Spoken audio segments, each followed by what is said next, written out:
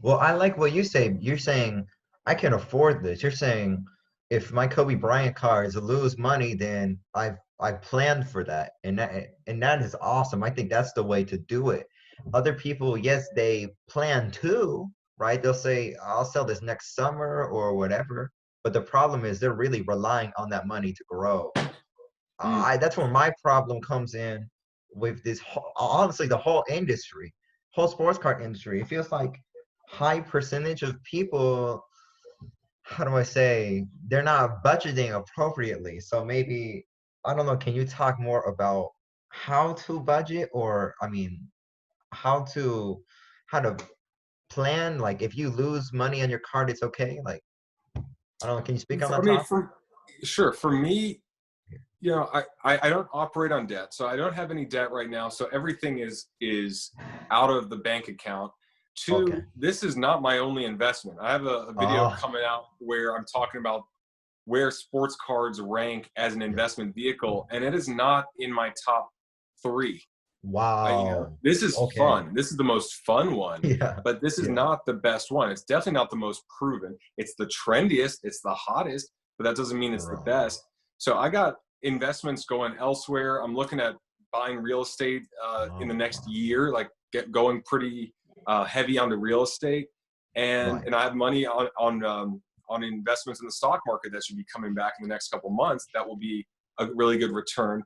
But the point is that Oh, in terms of budgeting, if you want yeah. to last in anything, sports Okay. cards, stock market, whatever, it's really about knowing when to step away, knowing when to say, all right, there's always going to Mm, be deals. If you're smart in anything, there's going to be deals, there's going to be opportunity. So right.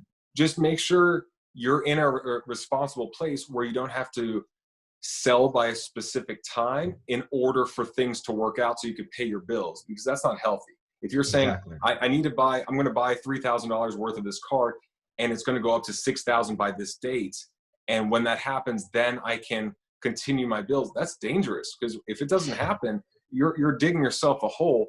And Right. we can only control our side of it. We can't control how a player performs. We can't control trades going on, or if Mm. all of a sudden Gary Vee's like, you know what, sports cards, I'm not really into it anymore. What I'm Yeah. really into are comics, just comic books. And then he Uh-oh. does that, and then Mhm. half the market leaves.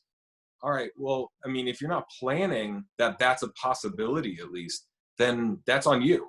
That's on Yeah, you. exactly. If you think it's only going to go up, it's only going to get bigger, I hope so, but that's just Right. not realistic. That's very true. That's very, yeah, you have to prepare for the worst and hope for the best. Yeah, Because yeah. I like you mean, said, there's that other Warren Buffett quote where it's like, when the tide goes out, you get to see everyone who's been skinny dipping, which oh pretty much yeah. means like, yeah, who's over leveraged, who went beyond Right. what they could really afford, and we're seeing that with the coronavirus. We're seeing that with Yes.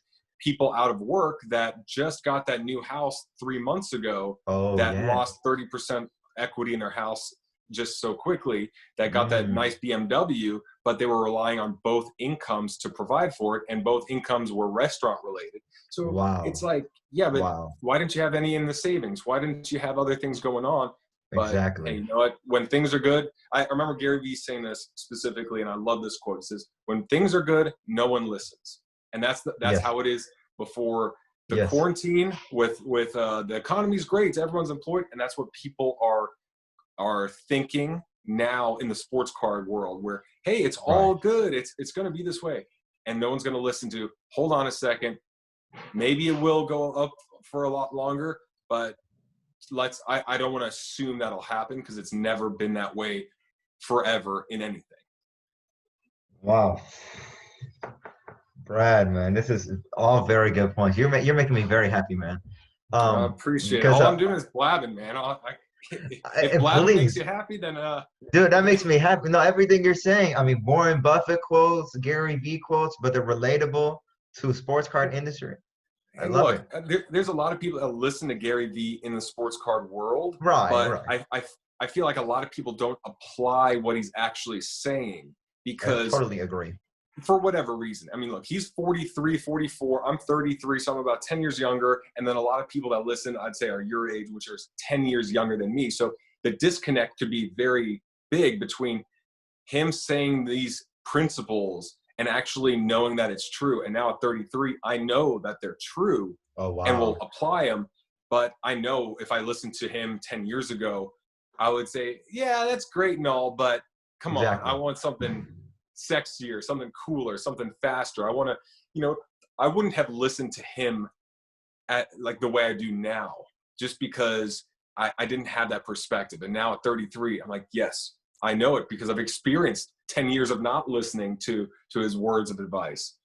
Right. And I totally agree with you too. Even me younger, right? Even when I was 19, started listening to Gary Vee. I said, who is this guy? Get out of here, right? But later I started really not only listening, but understanding to what he said. Not everything, because what nobody says is perfect, but like the quote you just mentioned, like this coronavirus and the whole economy, kind of eventually that's gonna go down.